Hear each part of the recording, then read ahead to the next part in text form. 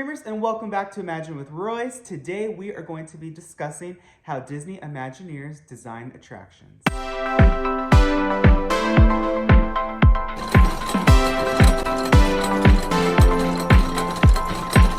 I am really excited for this topic. Imagineers design attractions truly in all sorts of ways. The origins of Imagineering is always and truly the root and secret DNA of a good attraction is the story.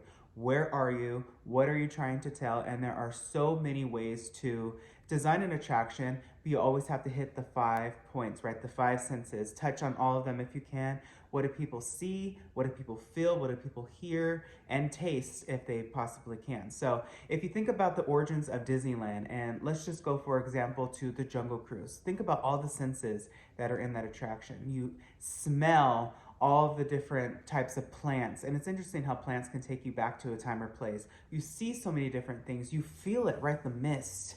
You get a sense of fear when the elephant's gonna squirt water at you. That is the beauty of Imagineering and true, really amazing, brilliant storytelling. Let's go to 1401 at Glendale. So any attraction begins with the blue sky phase. Now this is a department, well, it used to be a complete separate whole entity and department, but basically an art director or portfolio executive, they will sit down with others and kind of just brainstorm, what does Disney need? And in modern day Disney parks and resorts, they kind of more do it as a business standpoint because it's money, money, money today, right? So they're not gonna so much hit on, this is sad to say, but original ideas.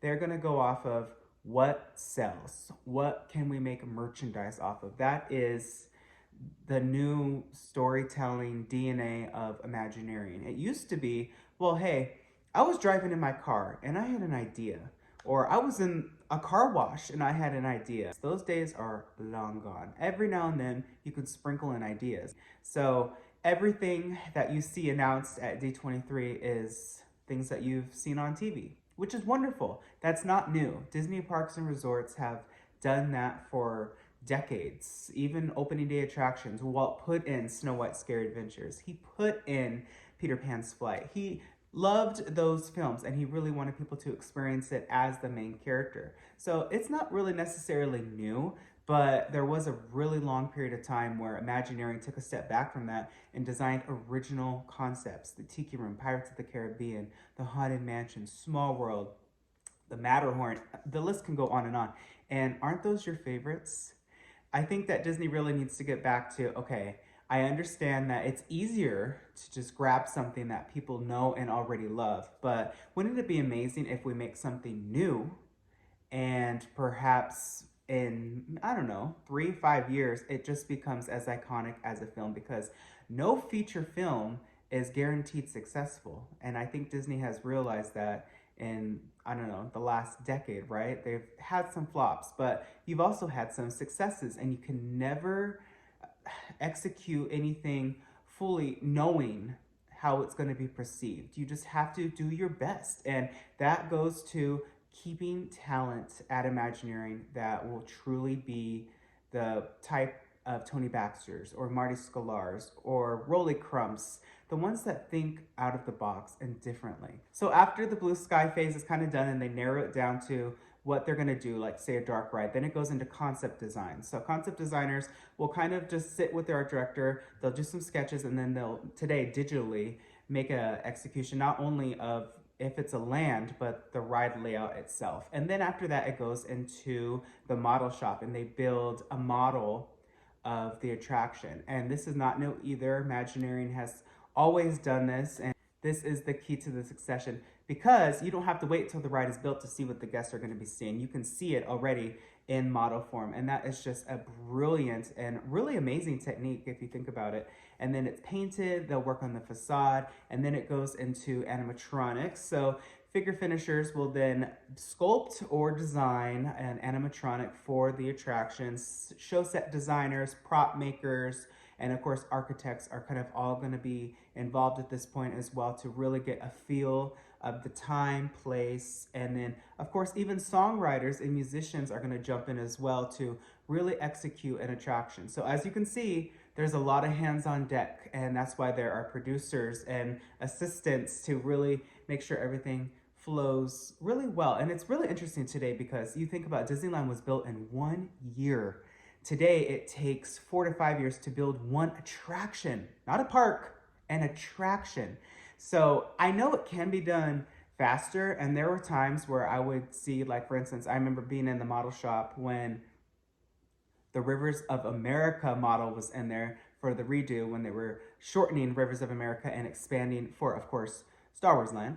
And I was just thinking to myself, okay, we get it. This is the model. It looks great, but there would be so many back and forths of, I want to move this lamppost here. This tree needs to go here. And of course, those meetings are important, but it just made me think, how did Walt do this so fast? But I think the answer to that is Disneyland isn't what it is today. There's no such thing as subtracting at that point. It was just, we are building, this is the blueprint, do whatever you want.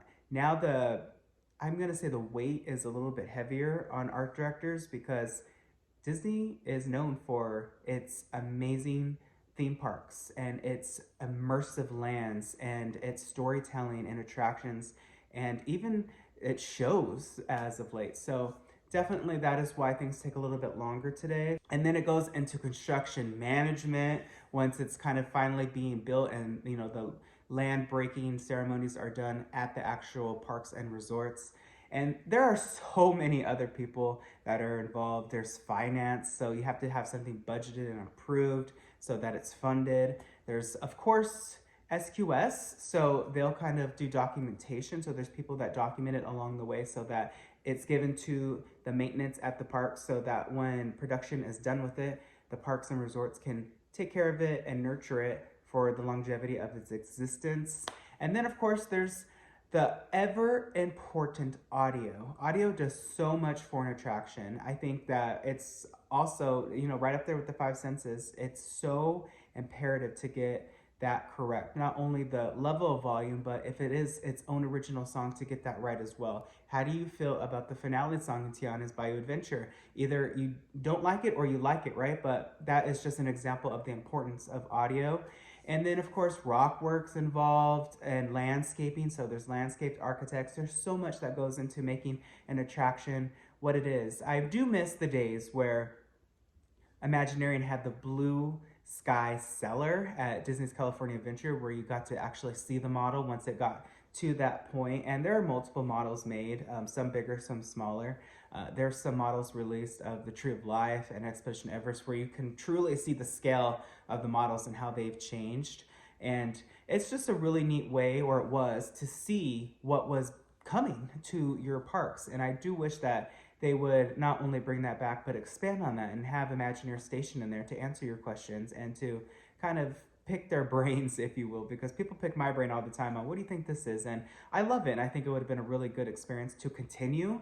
And I know that they do kind of do something like that now on the cruise ships with like the Imagineering Lab and stuff. That sort of stuff is what guests like. So Disney, if you're listening, continue to do stuff like that. But that is how Imagineers create an attraction. Now, if you want to talk about creating an entire theme park, that is a completely different video altogether. Lands are also a completely different video because there's so much more to just making an attraction versus a land. You have to think about restrooms, you have to think about backstage areas, exit routes, even food and beverage, merchandise. There's so many different components to building a land. And now, of course, every attraction has an exit gift shop, right? They couldn't help themselves with the Haunted Mansion gift shop. I honestly really like it. I think it's wonderful. I think the murals in there are fantastic. And it's a great addition to Critter Country or Bayou Country nowadays. But that is my video on how Imagineering creates attractions. If you liked this sort of content, let me know. Hit subscribe and ring that bell icon. That way you're notified whenever I upload a new video. If you have any questions, drop them in that comment box. I may answer it in a whole new video. Until next time, dreamers, always remember not only to follow your dreams, but to chase them. Catch you in the next one.